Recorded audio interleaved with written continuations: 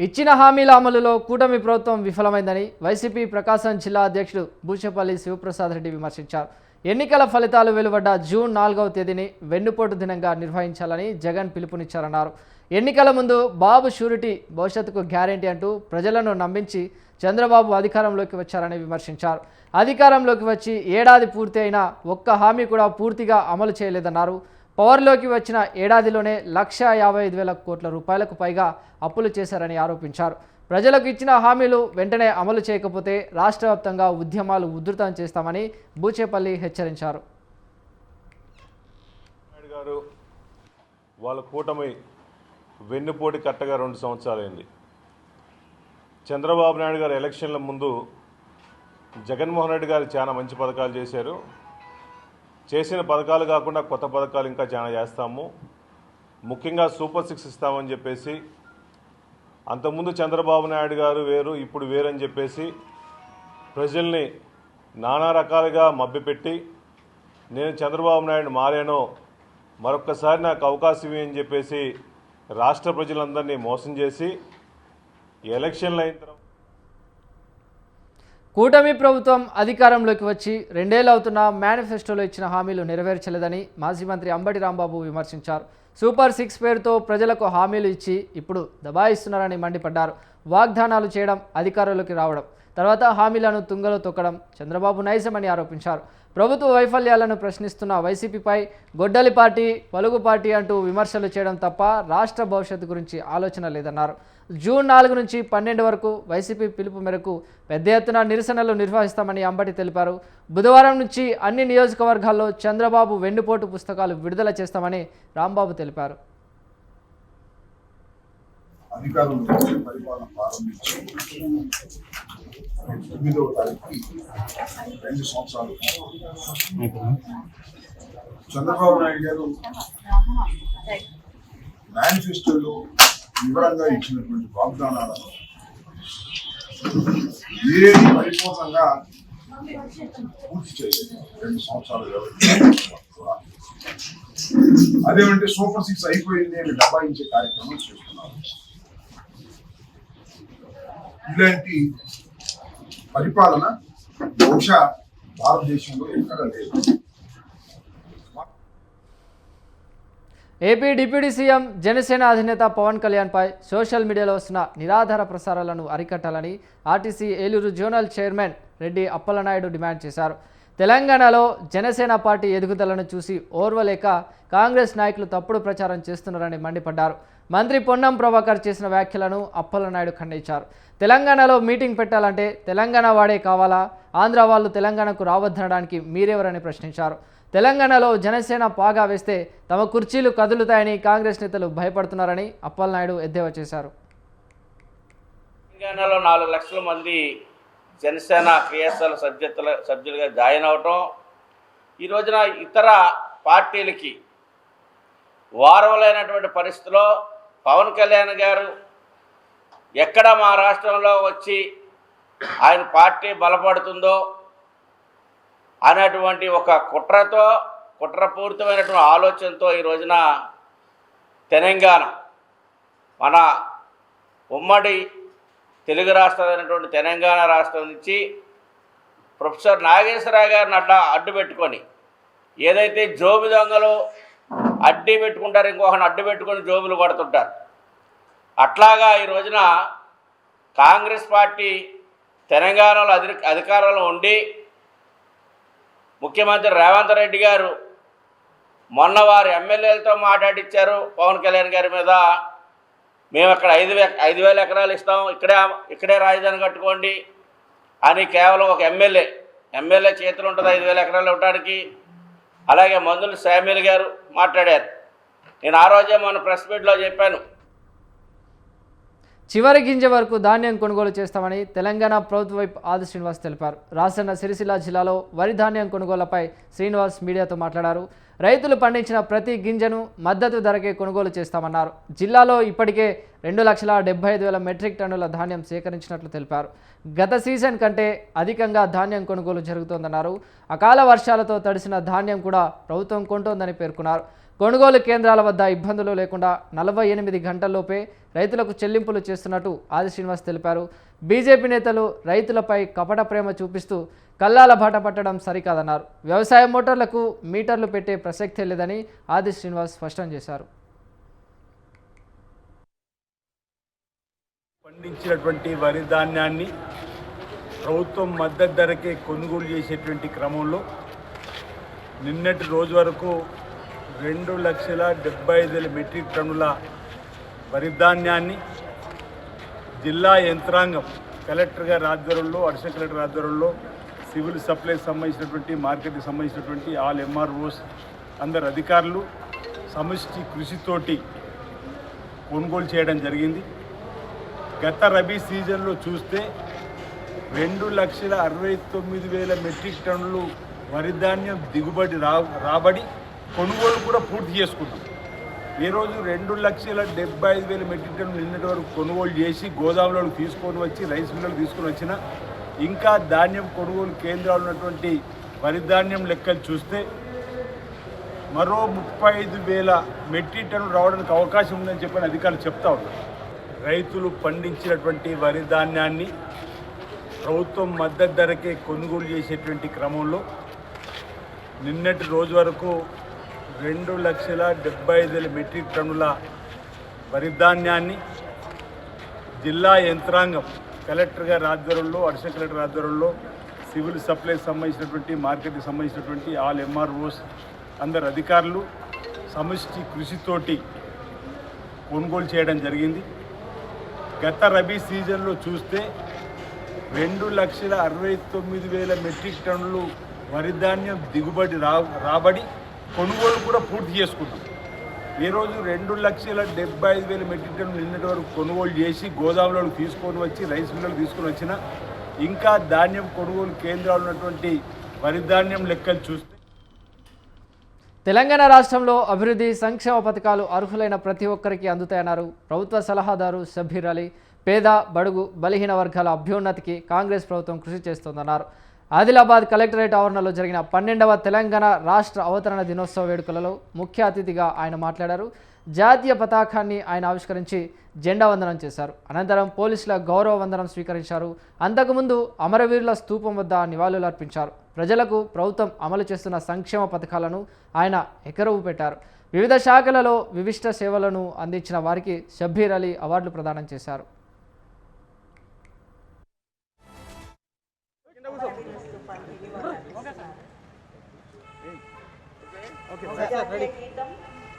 రాష్ట్ర గీతం ఉంటుంది, దాని వెంటనే ప్లే చేసి అందరూ ఆదరణ కోల్పోయిన బీఆర్ఎస్ పవన్ కళ్యాణ్ని తీసుకొచ్చి తెలంగాణ ప్రజల మధ్య చిచ్చు పెట్టాలని చూస్తోందని మల్కాజ్గిరి కాంగ్రెస్ నేత గుండా నిరంజన్ ఆరోపించారు. బీఆర్ఎస్ నాయకులు ఇప్పటికైనా బుద్ధి తెచ్చుకుని ఇలాంటి చిల్లర వేషాలు మానుకోవాలన్నారు. లేకపోతే భవిష్యత్తులో గుణపాఠం చెబుతామని హెచ్చరించారు. మల్కాజ్గిరి నియోజకవర్గంలో కాంగ్రెస్ శ్రేణులు నిర్వహించిన తెలంగాణ ఆవిర్భావ దినోత్సవంలో నిరంజన్ మాట్లాడారు. మల్కాజ్గిరి చౌరస్తాలో కాంగ్రెస్ నాయకులు సోనియా గాంధీ చిత్రపటానికి పాలాభిషేకం చేసి ప్రత్యేక తెలంగాణ సాధన కాంగ్రెస్ పార్టీతోనే సాధ్యమైందని నినాదాలు చేశారు. మా ముఖ్యమంత్రి గారు ఇంతకుముందే ప్రేడ్ గ్రౌండ్స్ లో ప్రకటించారు. ఇంకా 25 లక్షల ఇల్లు, 2,50,000 ఇల్లు ఇంకా ప్రకటించిండు. దానికి తోడు కొన్ని పింఛన్లు, కొత్త పింఛన్లు మరియు ఎన్నెన్నో అభివృద్ధి కార్యక్రమాలు చేస్తారు. వీళ్ళు మా మీద బురద జల్లనికి రాజకీయం చేస్తున్నారు కేవలం బీఆర్ఎస్ వాళ్ళు. ఎందుకంటే చిన్న ఎగ్జాంపుల్ చెప్తా. ఇవాళ పవన్ కళ్యాణ్ అన్నట్టయినా వాంటెడ్లీ హైదరాబాద్ లో ఓడిపోతామని చెప్పి, ఎందుకంటే రాష్ట్రంలో అన్ని ఓడిపోయారు వాళ్ళు. కాంగ్రెస్ అన్ని గెలిచి బీఆర్ఎస్ అన్ని ఓడిపోయారు కాబట్టి ఇక్కడ ఒక సెంటిమెంట్ పుట్టేయాలని ఇవాళ పవన్ కళ్యాణ్ తో ఒప్పందం కుదుర్చుకొని పవన్ కళ్యాణ్ ఇక్కడ వదిలేరు. ఇవాళ మేము ఏమంటున్నాం, పవన్ కళ్యాణ్ నువ్వు హైదరాబాద్ రావచ్చు, పోవచ్చు. హైదరాబాద్కి రా, చార్మినార్ చూడు, హైదరాబాద్కి రా, గోల్కొండ చూడు, బిర్యానీ తినిపో, చుట్టంలాగా రా, చుట్టంలాగా పో. ఎవరు రావద్దంటారు, ఎవరు పోవద్దంటారు. ముఖ్యంగా ఈరోజు మా ముఖ్యమంత్రి గారు కరీంనగర్ జిల్లా చొప్పదండి నియోజకవర్గంలో తెలంగాణ ఆవిర్భావ దినోత్సవాలు ఘనంగా జరిగాయి. గంగాధరలోని పలు ప్రభుత్వ కార్యాలయాల్లో అధికారులు జాతీయ జెండాను ఆవిష్కరించి తెలంగాణ అమరవీరులకు ఘనంగా నివాళులర్పించారు. తహసీల్దార్ కార్యాలయం వద్ద తహసీల్దార్ అంబటి రజిత జాతీయ పతాకం ఆవిష్కరించారు. మండల పోలీస్ స్టేషన్లో సబ్ ఇన్స్పెక్టర్ వంశీకృష్ణ జెండాను ఆవిష్కరించారు. శాంతి భద్రతల పరిరక్షణలో తెలంగాణ పోలీసులు ముందుంటారని ఆయన తెలిపారు. ఎంపీడీఓ దమ్మని రాము మువ్వెన్నెల జెండాను ఎగురవేసి రాష్ట్ర ఆవిర్భావ దినోత్సవకు శుభాకాంక్షలు తెలిపారు. సబ్ రిజిస్టర్ కార్యాలయం వద్ద in-charge sub registrar Arun Kumar కూడా జెండాను ఆవిష్కరించారు. స్వరాష్ట్ర సిద్ధాంతం కోసం తెలంగాణ ఆవిర్భావం కోసం పోరాడిన యోధులు అమరవీరులను కొనియాడారు.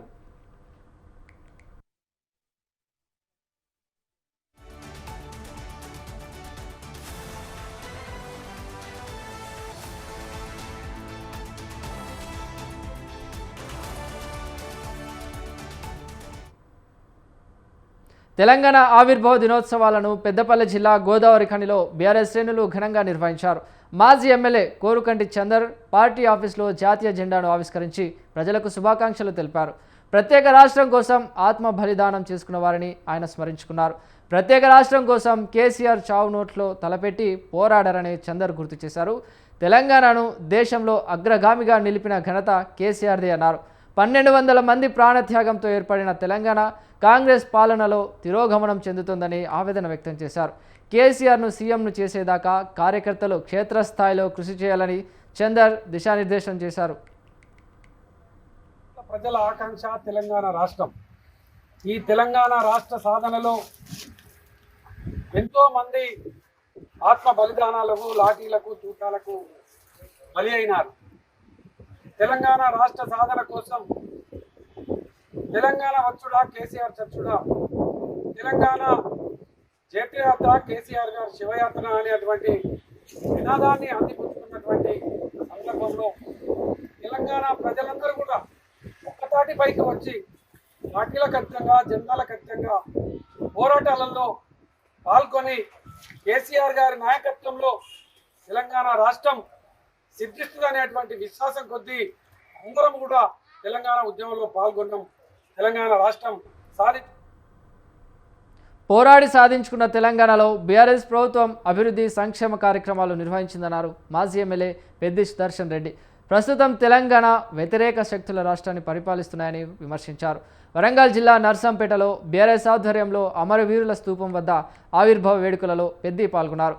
జాతీయ జెండాతో పాటు బీఆర్ఎస్ పార్టీ జెండా ఎగురవేసి వేడుకలు నిర్వహించారు.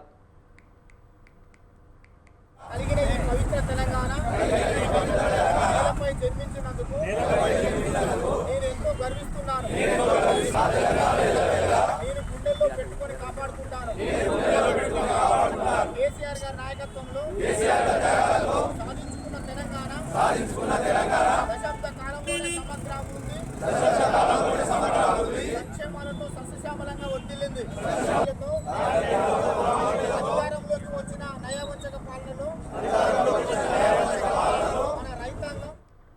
వరంగల్ జిల్లా నర్సంపేటలో తెలంగాణ అవతరణ దినోత్సవం సందర్భంగా ప్రభుత్వ కార్యాలయాలు పాఠశాలల్లో జాతీయ జెండా ఎగురవేశారు. నర్సంపేటలోని ఎమ్మెల్యే క్యాంప్ ఆఫీస్లో ఎమ్మెల్యే దొంతి మాధవరెడ్డి జాతీయ జెండా ఎగురవేసి ఆవిర్భావ దినోత్సవాలు ఘనంగా నిర్వహించారు. నియోజకవర్గం తెలంగాణ రాష్ట్ర ప్రజలకు ఆయన అవతరణ దినోత్సవ శుభాకాంక్షలు తెలిపారు.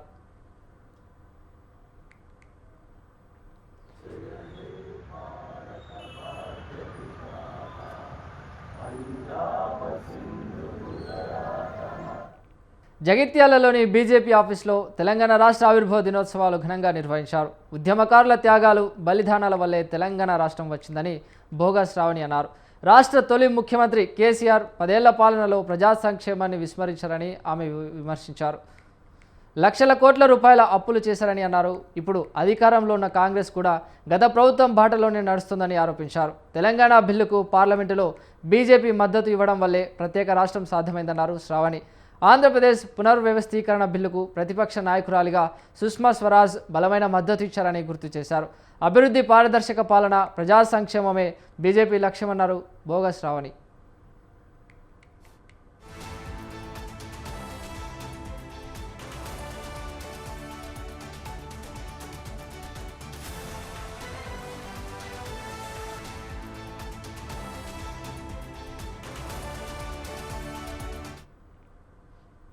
జయశంకర్ భూపాలపల్లి జిల్లా బీఆర్ఎస్ ఆధ్వర్యంలో ఘనంగా రాష్ట్ర అవతరణ దినోత్సవాలు జరిగాయి. భూపాలపల్లి మాజీ ఎమ్మెల్యే గండ్ర వెంకటరమణారెడ్డి, భూపాలపల్లి జిల్లా బీఆర్ఎస్ అధ్యక్షురాలు గండ్ర జ్యోతి ముఖ్య అతిథులుగా పాల్గొన్నారు. అంబేద్కర్ సెంటర్లోని అమరవీరుల స్తూపం వద్ద పుష్పాంజలి ఘటించారు. అమరవీరులకు నివాళులు అర్పించారు. అంబేద్కర్, ప్రొఫెసర్ జయశంకర్ విగ్రహాలకు పూలమాల వేసి నివాళులు అర్పించారు.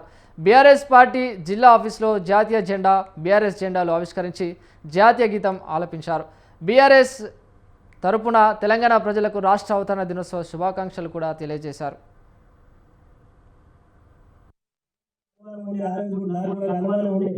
తెలంగాణ సంఖ్యాపరంగా తక్కువ పార్లమెంట్ సభ్యులు కానీ శాసనసభ్యులు కానీ జనాభాపరంగా కానీ మన తక్కువలో మన నినాదాన్ని కేంద్ర ప్రభుత్వం వింటదా తెలంగాణ వస్తుందా అని అనుకుంటే అందరి ఆలోచనలకు మిన్నగా కేసీఆర్ గారు తెలంగాణ సమాజాన్ని ఏకం చేసి భారతదేశంలో ఉన్నటువంటి అన్ని రాజకీయ పార్టీలను ఒప్పించి మెప్పించి రాజ్యాంగబద్ధంగా భారత పార్లమెంట్ సాక్షిగా ఫిబ్రవరిలో 2011లో భారత పార్లమెంట్లో తెలంగాణ బిల్లు సాధించుకోవడం, మరి ఆనాడు సాధించుకున్న తర్వాత ఆనాడు ఉండేటువంటి ప్రభుత్వం అధికారికంగా విడుదల జరగాల్సి ఉండే ఆనాడు శాసనసభ ఉండగానే, కానీ ఆనాటి ముఖ్యమంత్రి కుట్రతో రాష్ట్ర ముఖ్యమంత్రి పదవి రాజీనామా చేయడం రాష్ట్రంలో.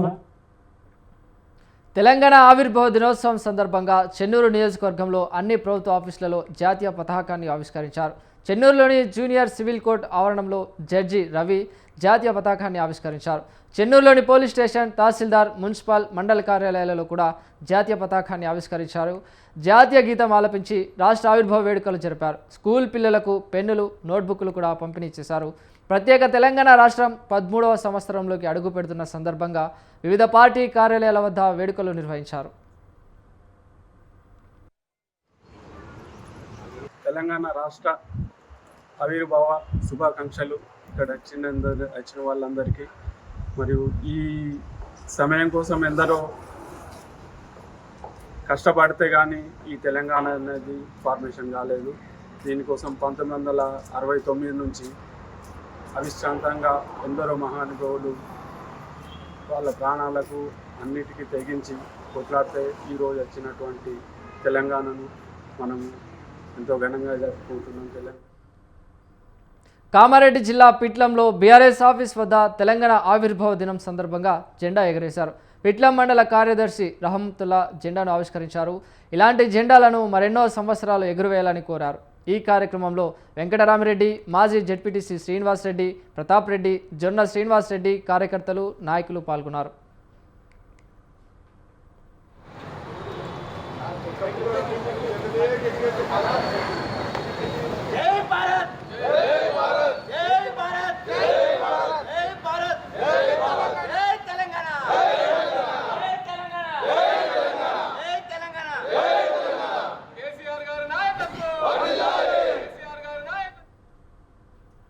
వికారాబాద్ జిల్లా పరిగి ఎమ్మెల్యే తీరుపై సిపిఎం నాయకులు ఆగ్రహం వ్యక్తం చేశారు. దళితులు, గిరిజనులపై దాడులు, భూ అక్రమాలపై వారు మండిపడ్డారు. చిట్టెంపల్లి భూ వివాదంలో ఎస్సీ/ఎస్టీ అట్రాసిటీ కేసు నమోదైన నిందితులను అరెస్టు చేయలేదని అన్నారు.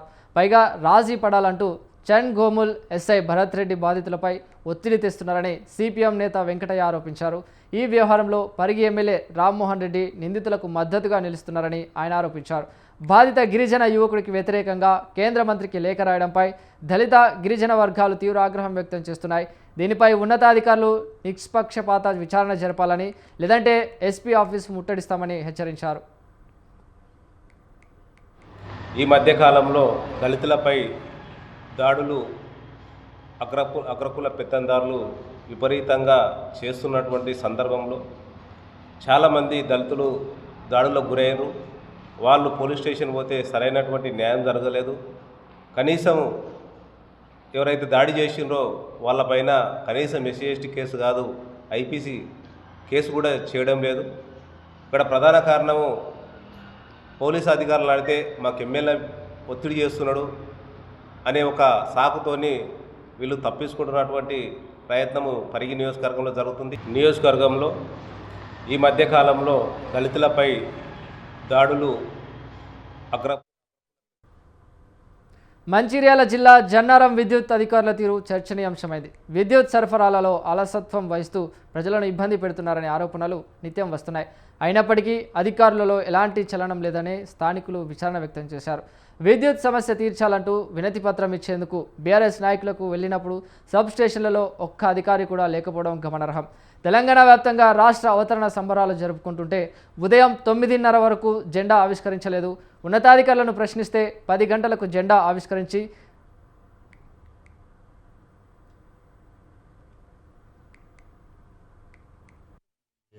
జన్నారం మండలంలో ఎలక్ట్రిసిటీ కార్యాలయం నందు జెండా ఆవిష్కరణ కార్యాన్ని అన్నోన్ పర్సన్ చెప్పగా ఆర్ఐ మన జీపీఓ గారు పోయి చూడగా అక్కడ జెండాను తయారు చేసి లేపుటకు ప్రిపరేషన్ చేయిస్తున్నారు. అది 9 గంటల 9 గంటల మధ్యలో జరిగి ఉంటుంది. అదే 9 మండల శాఖ ఆధ్వర్యంలో పట్టణంలో అప్రకటితంగా విద్యుత్ కోతలు విధిస్తూ ఈ పట్టణ ప్రజలకు చాలా ఇబ్బందులు కలిగిస్తున్న విద్యుత్ శాఖ ఏ గారికి విన్నపం ఇవ్వడానికి టీఆర్ఎస్ పార్టీ కార్యకర్తలు అందరం వెళ్ళడం జరిగింది. ఈ సందర్భంలో అక్కడ మేము గమనించింది ఏంటంటే రాష్ట్రం అంతా ఇవాళ ఆవిర్భావ దినోత్సవం చేసుకుని జెండా పండుగ చేసుకుంటే విద్యుత్ సబ్ స్టేషన్లో మాత్రం ఒక్క అధికారి లేరు, ఒక్కరు లేరు. అక్కడ అసలు జెండాను కూడా ఎగరేయలేదు. కాబట్టి ఈ యొక్క నిర్లక్ష్యం వహించిన విద్యుత్ శాఖ అధికారులపై కలెక్టర్ గారు వెంటనే చర్యలు తీసుకోవాలి. మరియు ఈ అప్రకటిత కోతలు విధిస్తున్న దీనిపై కూడా చర్య తీసుకొని ఈ పట్టణంలో నాణ్యమైన విద్యుత్ సరఫరా. ప్రకాశం జిల్లా రాచపూడిలో నిర్వహించిన కొలుపుల తిరునాళ్లు భక్తి శ్రద్ధల మధ్య ఘనంగా జరిగింది.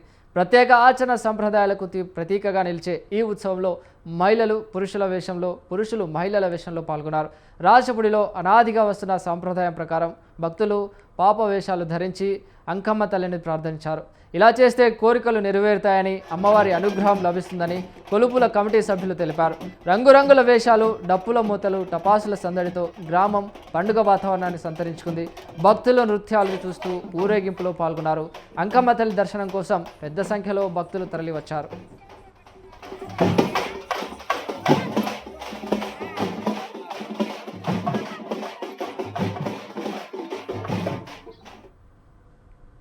కొండగట్టు ఆంజనేయ స్వామి ఆలయంలో భక్తుల రద్దీ పెరిగింది. మంగళవారం సందర్భంగా కొండగట్టు ఆంజనేయను భక్తులు అధిక సంఖ్యలో దర్శించుకున్నారు.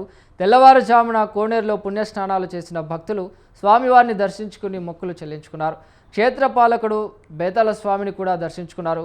కొండగట్టు ఆలయానికి సుమారు 30,000 మంది భక్తులు వచ్చినట్లు అధికారులు తెలిపారు. భక్తులకు అసౌకర్యం కలగకుండా పోలీసులు గట్టి భద్రత ఏర్పాట్లు చేశారు. ఉప ప్రధాన అర్చకులు రంగయ్య, ముఖ్య అర్చకులు చిన్నమారుతి, పెద్దరాము, పవన్, అభిలాష్ ప్రత్యేక పూజలు చేశారు. ఆలయం ఈవో అంజనారెడ్డి ఏర్పాట్లను పర్యవేక్షించారు.